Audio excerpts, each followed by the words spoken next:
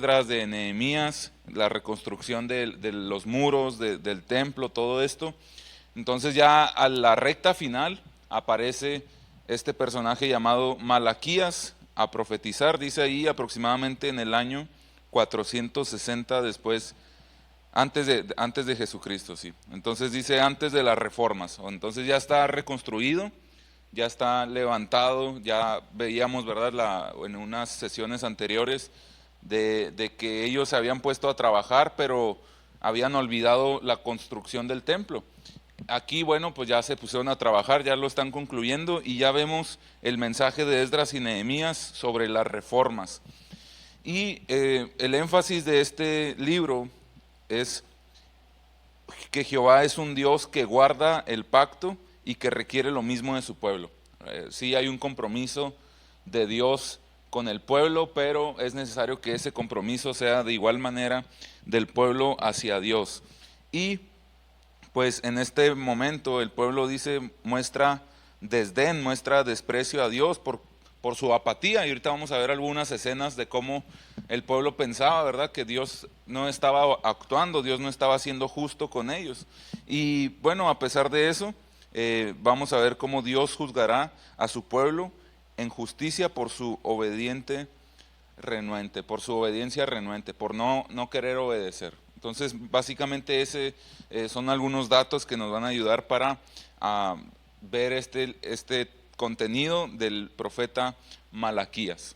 Aquí se menciona nuevamente, ¿verdad?, acerca del autor y de la fecha, cómo el significado de Malaquías es mi mensajero, o algunos lo han traducido también como el mensajero de Jehová. Y pudiera ser cualquier otro, ¿verdad? Aunque no tenemos ahí algunas propuestas de algunos estudiosos, no hay propuestas de que digan, bueno, nosotros creemos que fue otro personaje. La tradición ha dado esta autoría a Malaquías, un personaje llamado Malaquías.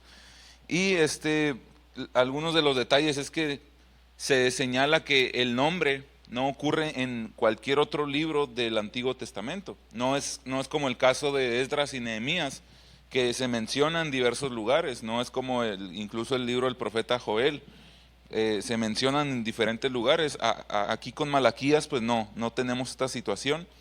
Y si hubiera alguna otra propuesta, dice ahí, la traducción judía lo identifica como un miembro de la gran sinagoga que recolectó y preservó las escrituras. A un grupo de estos hombres que estaban interesados, al igual que Esdras, ¿verdad?, que fue quien anduvo juntando todos los escritos, pues quizá dentro de ese colectivo estaba este personaje llamado Malaquías. Aquí tenemos una línea del tiempo que nos ayuda a recordar un poco de todos los acontecimientos y ubicar la fecha precisa, ¿verdad?, del tiempo de esta profecía. Aquí en la primera fecha tenemos la reconstrucción del templo, está entre estos años 536, 515. Después vemos otra fecha importante, como Esdras lidera un grupo que regresa, es en el tercer punto, en el 458, se tiene esa fecha muy precisa. Más adelante Nehemías lidera a otro grupo que regresa, ¿verdad? Usted recordará cómo el pueblo regresó de cautiverio como en grupos de diversas cantidades. Entonces, después de eso, se viene la reconstrucción del muro, y ya después de todo eso aparece el ministerio profético de Malaquías. Entonces es más o menos el 520 aproximadamente antes de Cristo. Cuando decimos que ya habían vuelto cierto número de los exiliados, se menciona que solo 50,000 habían regresado a Judá de Babilonia. Entonces el grupo que volvió era de 50,000. Se menciona, ¿verdad?, cómo el templo había sido reconstruido por Zorobabel. Estuvimos ya mencionando, ¿verdad?, las sesiones anteriores acerca de la labor de Zorobabel, y también se reanudó el sistema de sacrificios. Si ya había un templo, entonces se reanudó este sistema de sacrificios. Y es aquí donde entra el dilema, el problema, la tensión de este libro, porque empezó a haber muchos abusos, empezó a haber muchos sacrificios, pero pues no estaban haciéndolos correctamente. Y entonces aparece Malaquías. Malaquías entra y dice, reprende y condena los abusos.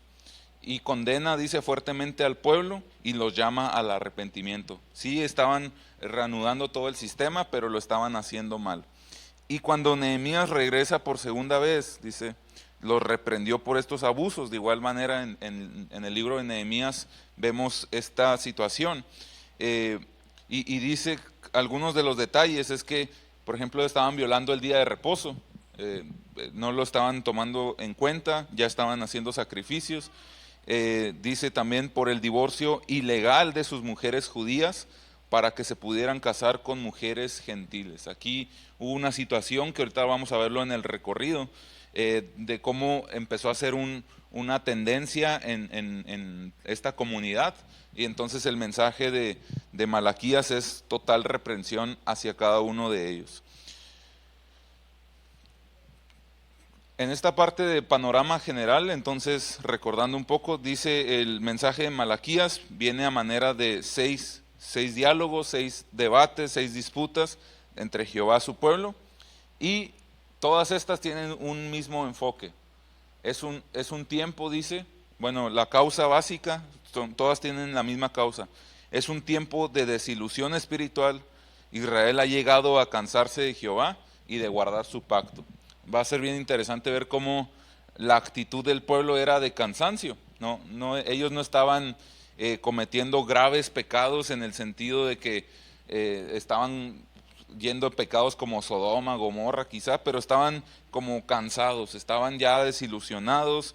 Ellos creían que Dios no estaba siendo justo y era un cansancio que los llevó a dejar de cumplir el pacto. Entonces esto es importante. Entonces de las 6 disputas, de los 6 debates, podemos encontrar una división entre ellos. Dice ahí que estas 6 vienen en juegos de 3. El primer juego habla de una queja de Jehová, de una queja de que Jehová no los ama. Y luego después viene la queja de que Jehová ha mostrado menosprecio por él. Entonces, esa es la primera parte. La segunda parte va a haber otras 3 disputas, 3 debates, y en estos vamos a encontrar pues una como defensa de Dios, ¿verdad? Defensa de Dios, de él estar diciendo, ustedes se han equivocado, vean las pruebas, vean lo que yo he hecho, y entonces de esta manera se cumple todas estas partes de estas disputas. Entonces vamos a ver el recorrido por el libro para ver más puntualmente cada una de estas partes, y vamos a ver algunas citas que nos van a alumbrar bastante de cómo es este mensaje.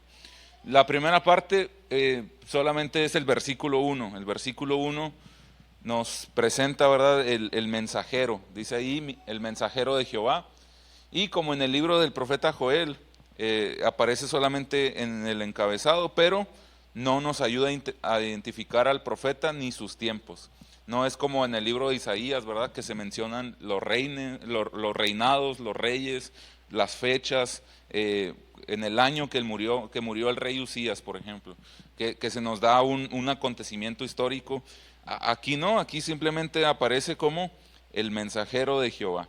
Entonces es este primer versículo.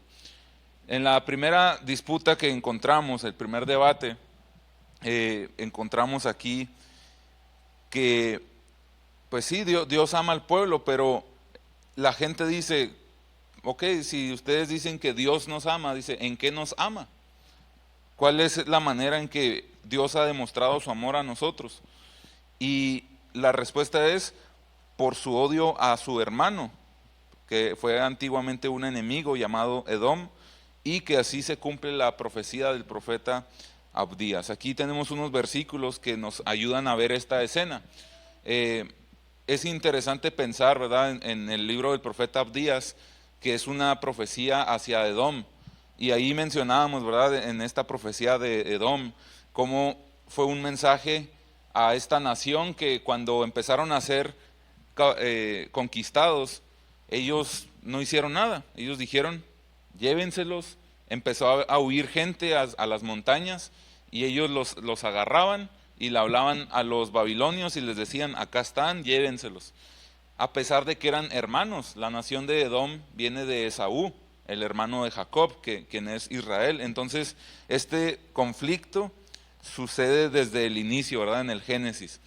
Pasa el tiempo, son conquistados, los de Edom los traicionan, pero en ese libro de Abdías hay una profecía que dice, oh tú Edom que has puesto tu vivienda arriba de las montañas y así es tu orgullo, de ese mismo lugar en el que estás te voy a hacer caer, te voy a destruir, voy a hacer que los sabios que tú dices que es tu gran fortaleza, ellos sean conquistados, sean destruidos, y es una profecía que entonces aquí llega el cumplimiento porque dice, Dios les recuerda, ¿verdad? Dios les dice, yo los he amado, y ustedes dicen, ¿en qué me has amado?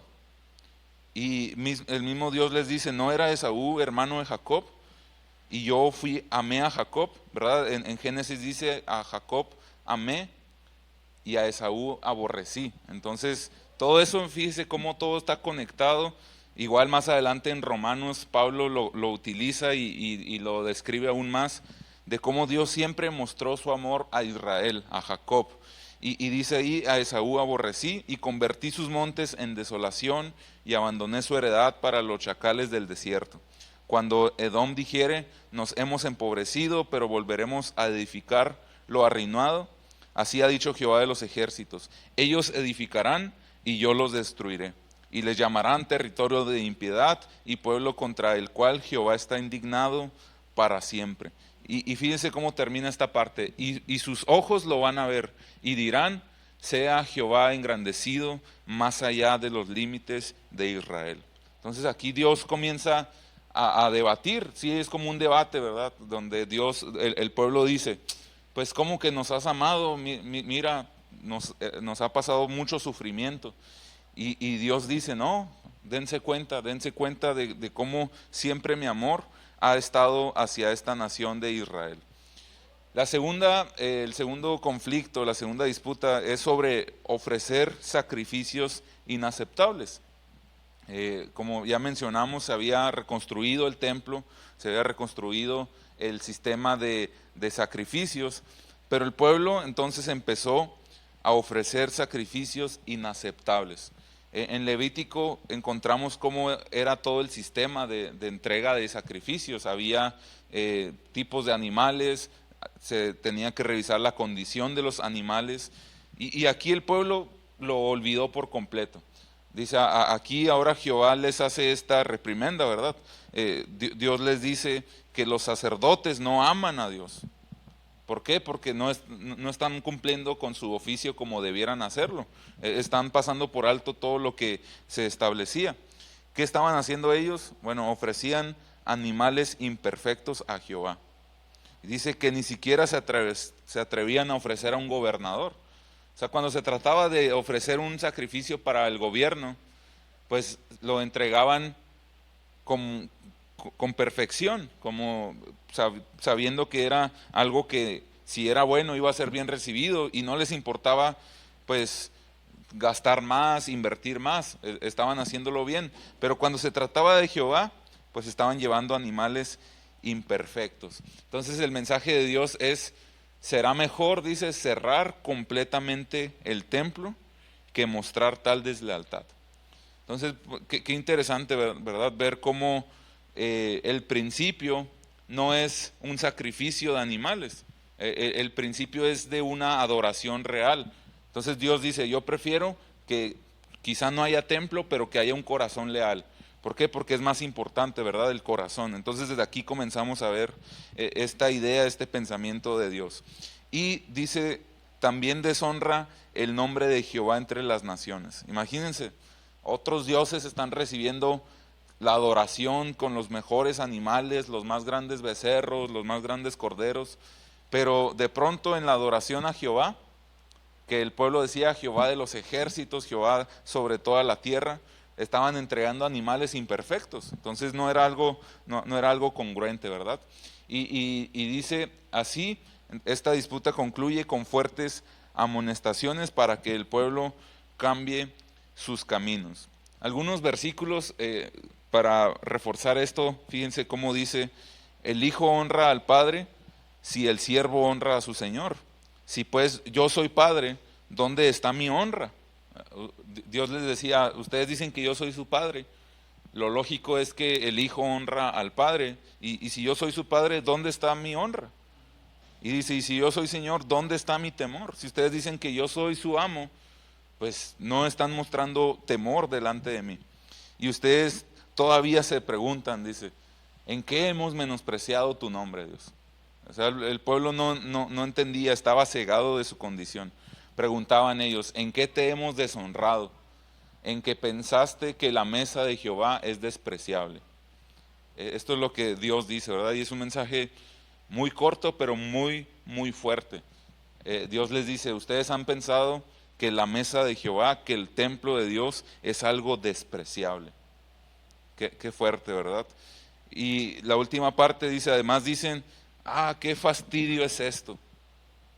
Vea la actitud del pueblo. Qué fastidio es servir a Dios, qué fastidio es ofrecer sacrificios a Dios, qué fastidio es rendir holocausto a Dios. Esa era la actitud del pueblo. Y Dios les dice: ustedes están trayendo cosas hurtadas, animales cojos, animales enfermos, y lo están presentando como ofrenda. Dice Dios: ¿aceptaré yo eso de sus manos? ¿Aceptaré yo eso de sus corazones? Qué terrible, ¿verdad? La situación del pueblo, que querían beneficios de parte de Dios, pero su corazón no estaba dispuesto a rendirle adoración, a rendirle temor, a darle honra por medio de estos sacrificios. Entonces, por eso Dios, pues sí lo notamos como un poco con ira, ¿verdad? Porque dice: será mejor cerrar el templo, será mejor que no haya este sistema de sacrificios, porque ustedes están despreciando la mesa de Jehová. El siguiente debate lo encontramos sobre matrimonios mixtos y sobre el divorcio. Aquí la situación era que empezó a estar esta tendencia de casarse con otras naciones. Entonces el divorcio se comenzó a practicar porque ellos querían no estar mezclados entre ellos mismos, sino mezclarse con otras naciones. Entonces aquí es donde entra esta reprimenda de parte de Dios. Malaquías ahora pues habla de parte de Dios y habla sobre esto, que están casándose con naciones idólatras. Esa es la esencia, ¿verdad? Que se están mezclando con naciones que no honran a Dios, que no temen a Dios. Entonces ahí está el meollo del asunto, ¿verdad? Que ellos están tomando esta decisión de mezclarse y están, dice ahí, rompiendo el pacto de Jehová.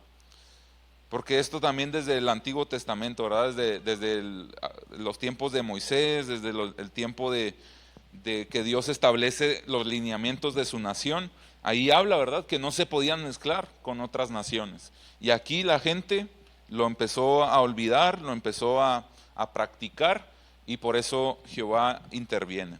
Y el asunto del divorcio, dice, está relacionado con romper el pacto con una esposa judía para casarse con una mujer del lugar que en esencia eran de los gentiles, ¿verdad? Ese era el asunto. Y aquí está un pasaje que ilustra esto. Dice: prevaricó Judá, y en Israel y en Jerusalén se ha cometido abominación. Porque Judá, dice, ha profanado el santuario de Jehová que él amó, y se casó con hija de Dios extraño. Estaban ahí cometiendo este yugo desigual, ¿verdad? En el asunto de que estaban abandonando a sus mujeres para irse con mujeres de otras naciones, y así se mencionan: hija de Dios extraño. Es decir, hija de otro Dios, del Dios de otras naciones. Entonces, en esto consiste esta tercera disputa, este tercer debate que Dios les hace entender que ellos han cometido mal. Fíjese cómo lo menciona: han cometido abominación. Eso es abominación delante de Jehová.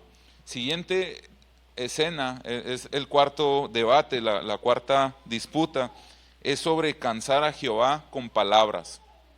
El pueblo constantemente estaba quejándose y en base a esto Dios los reprende. Ellos, dice ahí, cínicamente comienzan a llamar a la gente mala, a la gente buena con la gente mala, y piden justicia. Y la respuesta de Jehová es doble. Dice, número uno, el Señor al que buscan vendrá repentinamente a su templo como un fuego purificador. Y en segundo lugar dice, su venida resultará en sacrificios aceptables en el templo y juicio contra todas las formas de injusticia. Aquí es interesante ver los dos pasajes para entender a qué se refiere con que estaban teniendo esta conducta de cansar a Jehová con palabras. Por ejemplo, este versículo dice, he aquí yo envío a mi mensajero, el cual preparará el camino delante de mí, y vendrá súbitamente a su templo el Señor a quien vosotros buscáis, y el ángel del pacto a quien deseas vosotros, he aquí viene, ha dicho Jehová de los ejércitos. Y dice, y vendré a vosotros para juicio, y seré pronto testigo contra los hechiceros, contra los adúlteros, contra los que juran mentira, y los que defraudan en su salario, al jornalero, a la viuda y al huérfano, los que hacen injusticia al extranjero, no teniendo temor de mí, dice Jehová de los ejércitos. Entonces ellos estaban siendo como mensajeros de un mensaje de justicia, pero sus actitudes eran injustas. Ellos estaban cometiendo hechicería, estaban cometiendo, dice ahí, juran mentira, eran adúlteros, tenían toda esta vida, esta tendencia de vida, y Dios dice, bueno, yo voy a manifestar mi justicia, pero voy a ir contra ustedes también. Ustedes están defraudando con su salario a los más necesitados, los jornaleros, las viudas, los huérfanos. Entonces, si ustedes quieren que yo intervenga, yo voy a intervenir, pero pues les va a llegar el juicio incluso a ustedes. Y esta es la cuarta disputa. Vamos hacia la quinta. La quinta, pues ya estamos ya en el capítulo 3. Malaquías tiene 4 capítulos, recordemos. Entonces ya estamos aquí en la segunda parte, y en estos versículos habla sobre el retorno de Jehová. En esta disputa se sigue muy de cerca lo que se dijo al final anterior sobre una venida de un juicio, de una justicia real, y a poner, dice, el asunto sobre la mesa, ya que realmente pues Dios estaba disponible para el pueblo, pero el pueblo debía volver a la relación con Dios. Y aquí surge la pregunta, ¿en qué debe volver el pueblo?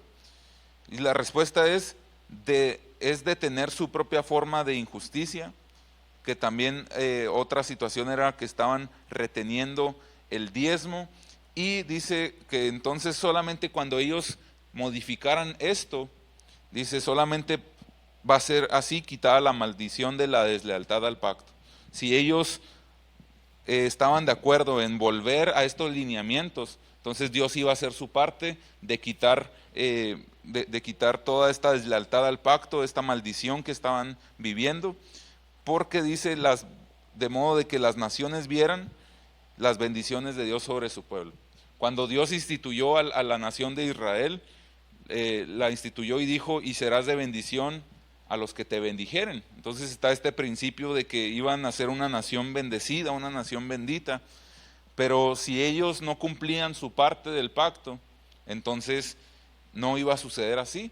Entonces ellos debían de volver a esto, ellos debían de volver a estos principios, y es aquí donde encontramos este pasaje muy conocido, que habla acerca del diezmo, pero fíjese los pasajes anteriores, dice, porque yo Jehová no cambio, por esto hijos de Jacob no habían sido consumidos. ¿Qué significa esto? Hemos visto en todo el Antiguo Testamento que el pueblo hace lo que bien le parece, vuelve a otros dioses, pero ¿cuál es el principio del corazón de Dios? Es que Él ama la misericordia, ¿verdad? Ama al pueblo sobre todo lo demás, y dice, yo sigo siendo el mismo, por eso ustedes no han sido consumidos. Sin duda alguna, el hecho de que están trayendo animales imperfectos a la adoración es algo malo, sin duda alguna que sus vidas de injusticia es algo malo, pero ustedes no van a ser consumidos. ¿Por qué? Porque Dios no ha cambiado. Dice, desde los días de vuestros padres se han apartado de las leyes, no las han guardado, pero vuelvan a mí, dice, y yo volveré a ustedes, ha dicho Jehová de los ejércitos. Y el pueblo todavía dice, ¿en qué vamos a volver? Estamos viviendo bien al parecer. Y aquí es donde entra el pasaje. Traed todos los diezmos al alfolí y haya alimento en mi casa. Probadme ahora en esto, dice Jehová de los ejércitos, si no, os abriré las ventanas de los cielos y derramaré sobre vosotros bendición hasta que sobreabunde. La gente había vuelto a sembrar, había vuelto a tener producción, y Dios había establecido que debían darle el primer porcentaje, ¿verdad? El primer 10% de todo lo que ellos obtuvieran. No lo estaban haciendo, al contrario, estaban siendo injustos con sus trabajadores, y si eran injustos con sus trabajadores, pues ¿qué esperaban de darle a Dios lo que le correspondía? Entonces aquí es el mensaje fuerte, claro, ¿verdad?, de parte de Dios. Necesitan volver en esto. Y la sexta escena, pues encontramos ya la resolución, ¿verdad?, de este conflicto, y habla sobre hablar duramente acerca de Jehová. En esta disputa se desenvuelve el segundo juego de tres, la segunda parte de estas tres disputas, y habla de lo siguiente. El pueblo ha estado diciendo cosas duras acerca de Jehová. O sea, el pueblo ha tenido una actitud de queja, el pueblo ha tenido una actitud de decir, Dios se ha olvidado, Dios es injusto, Dios no nos ama. Ha hablado duramente hacia Jehová. Ellos han dicho, es inútil servirle. Qué fastidio, decían, ¿verdad?, el pasaje, qué fastidio hacer sacrificios a Jehová. Y dice, y que en cualquier caso el arrogante prospera. Ellos decían, yo veo la gente que hace las cosas mal y le sale la vida bien. Entonces empezó a estar esta idea, este pensamiento, y a los que consideran justos no prosperan. Entonces fíjese cómo estaba el corazón endurecido, ¿verdad? El corazón lleno de tanta confusión, y por eso estaban actuando así, ¿verdad? Pero la respuesta de Dios es clara, ¿verdad? Es fuerte, y Él dice que el arrogante será juzgado, y también dice que para los justos nacerá el sol de justicia. Y es un pasaje muy hermoso, ¿verdad? Porque pareciera que podemos ver como una escena de mucha oscuridad, que la gente vive en pecado, la gente le da la espalda a Dios, y de pronto entran estas dudas, ¿verdad?, de que pues si todos viven así y les salen las cosas bien, en medio de esa noche más oscura aparece el sol de justicia. Y es lo que sucedió, ¿verdad? Es lo que sucedió durante los siguientes meses de esta escena, los siguientes años. Se oscureció todo, pero de pronto nació el sol de justicia. Entonces, para los justos, ¿verdad? Es importante leer que dice ahí, para los justos. Los pasajes que nos ayudan a ver esto, dice, vuestras palabras contra mí han sido violentas, dice Jehová. Vea cómo Dios está siendo consciente de cómo el pueblo le ha hablado a él. Dice, sus palabras han sido violentas. Y ellos todavía dicen, ¿qué hemos hablado contra ti?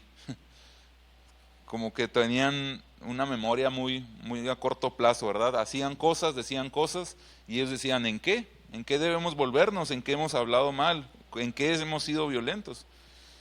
Y luego dice, porque he aquí viene el día ardiente como un horno, y todos los soberbios y todos los que hacen maldad serán estopa. ¿Qué significa esto? Bueno, una estopa y un fuego ardiente poderoso, pues lo consume en cuestión de segundos. Eso es lo que está diciendo, llegará el día en el que serán consumidos. Aquel día que vendrá, dice, los abrazará, ha dicho Jehová de los ejércitos, y no les dejará ni raíz ni rama. Va a consumir hasta la raíz. Imagínense, la raíz está profunda. Este juicio va a ser incluso hasta la raíz. Pero la segunda parte, ¿verdad?, hacia los justos dice, mas a vosotros los que teméis mi nombre, nacerá el sol de justicia, y en sus alas traerá salvación, y saldréis y saltaréis como becerros de la manada. ¿Para quiénes? Para los justos, ¿verdad? Para los que temen el nombre de Dios. Y ya encontramos solamente al final de el libro de Malaquías, los últimos 3 versículos, un recordatorio acerca de la ley y de los profetas. Estos versículos dicen: acuérdense de la ley de Moisés, al cual encargué en Horeb ordenanzas y leyes para todo Israel. He aquí, yo os envío el profeta Elías, antes que venga el día de Jehová, grande y terrible. Él hará volver el corazón de los padres hacia los hijos, y el corazón de los hijos hacia los padres, no sea que yo venga y hiera la tierra con maldición. Esa es parte de la última profecía y tiene mucho sentido, ¿verdad?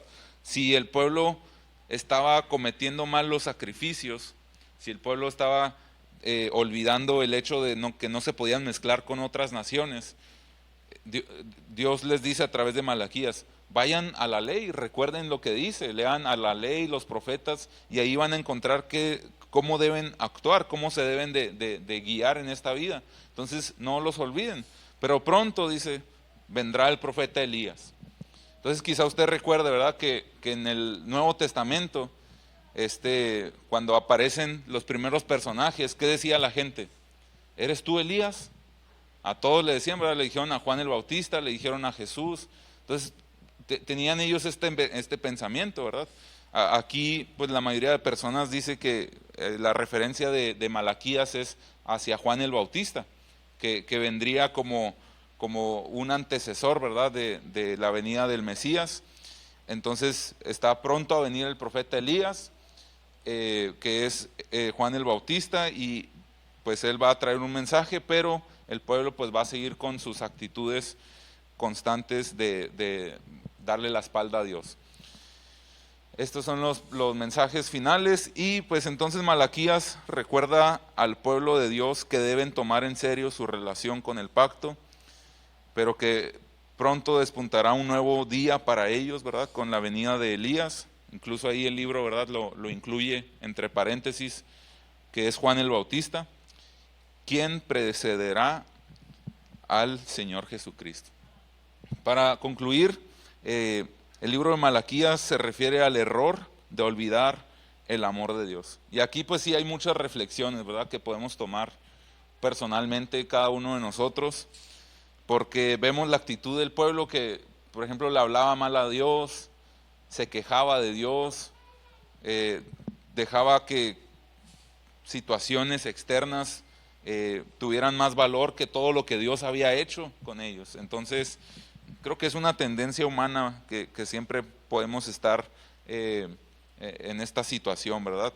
Pero fíjese cómo dice aquí: cuando las personas olvidan el amor de Dios, esto afecta sus actitudes, afecta su hogar, afecta su adoración. Es lo que pasó con el pueblo, ¿verdad?, en este tiempo. Se olvidaron del amor de Dios y empezaron a romper sus familias para mezclarse con familias extranjeras. Comenzaron a adorar a Dios con fastidio, por obligación. Empezaron a traer animales impuros para ofrecerlos a Dios, y todo esto pues tuvo un impacto, ¿verdad?, en sus vidas, en sus familias. Cuando se duda del amor y de la lealtad de Dios, los compromisos sagrados dejan de ser sagrados. Dios envió a Malaquías a despertar a la gente de su letargo espiritual y a exhortarlos a volver al Dios vivo. Pero el libro de Malaquías revela a un pueblo que cuestiona la realidad de su pecado. La idea del pueblo siempre era: pues ¿en qué hemos pecado? ¿En qué nos hemos equivocado? Nosotros estamos bien. Entonces eso también en ocasiones puede ser nuestra tendencia, ¿verdad?, de decir: no, yo estoy bien, yo no estoy cometiendo nada grave.